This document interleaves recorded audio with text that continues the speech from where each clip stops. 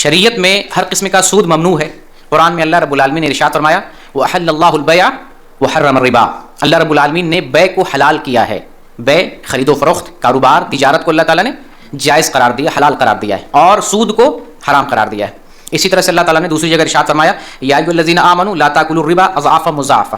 اے ایمان والو سود کو بڑھا چڑھا کر نہ کھاؤ، یعنی سود کو نہیں کھانا، سود کھانا ہی نہیں، بڑھانا چڑھانا، سود کہتے ہی نہیں بڑھا چڑھا کر لینے کو، تو سود مت کھاؤ.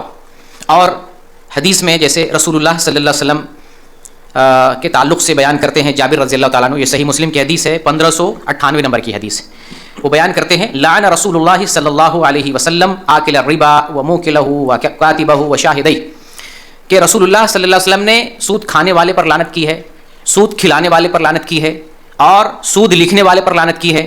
جو سود پر دو آدمی گواہ بنتے ہیں، جیسے کوئی معاملہ لکھتے ہیں، ریٹن معاملہ ہوتا ہے، دو آدمی کی گواہی ہوتی ہے، ان دو آدمی پر بھی اللہ کے رسول نے لعنت کی ہے.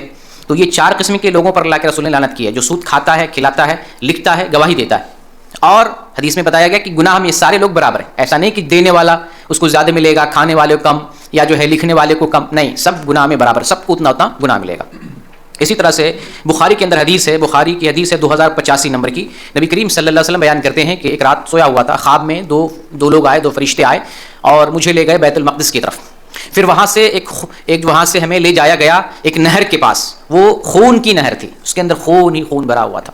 اس نہر کے اندر ایک آدمی بیچ نہر میں بیٹھا ہوا ہے، اور ایک آدمی نہر کے کنارے ہے جس کے پاس پتھر جمع ہے. درمیان والا آدمی جب اس نہر سے نکلنے کے لیے کوشش کرتا ہے، ادھر سے یہ پتھر لے کر مارتا ہے، اور پھر وہ واپس اسی جگہ چلا جاتا ہے جہاں سے وہ بڑھنے کی کوشش کرتا ہے. اسی جگہ چلا جاتا ہے، پتھر سے مار مار کے اس کو اسی جگہ کر دیا جاتا ہے. نبی صلی اللہ علیہ وسلم پوچھتے اپنے ساتھی سے، ساتھی کون؟ فرشتے پوچھتے ہیں یہ کون ہے، یہ کیا معاملہ ہے؟ تو فرشتے جواب دیتے ہیں یہ وہ آدمی ہے جو سود کھاتا تھا، سود کھانے والا ہے. تو سود کھانے والے کا یہ انجام ہوتا ہے. اسی طرح سے سود کھانے سے متعلق حدیث ہے، مستدرک حاکم میں ہے، بہقی میں ہے. رسول اللہ صلی اللہ علیہ وسلم ارشاد فرماتے ہیں کہ سود کا 1 درہم جو کوئی جانتے بوجھتے کھاتا ہے 36 مرتبہ زنا کاری سے بھی بدترین ہے. 36 مرتبہ.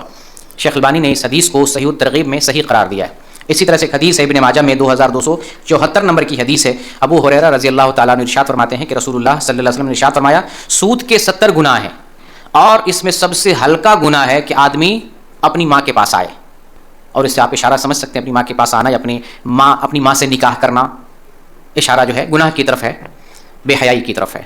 اور یہ حدیث ابن ماجہ میں ہے. شیخ البانی نے اس حدیث کو صحیح قرار دیا. بعض علماء نے یہ جو زنا سے متعلق حدیث ہے اس پر کلام کیا ہے، لیکن شیخ البانی اس حدیث کو صحیح قرار دیتے ہیں. بہرکیف سود کی حرمت سے متعلق اور سود کی مذمت میں بہترین نصوص ہیں. قرآن کے اندر، حدیث کے اندر بہت سارے جو ہے نصوص پائے جاتے ہیں.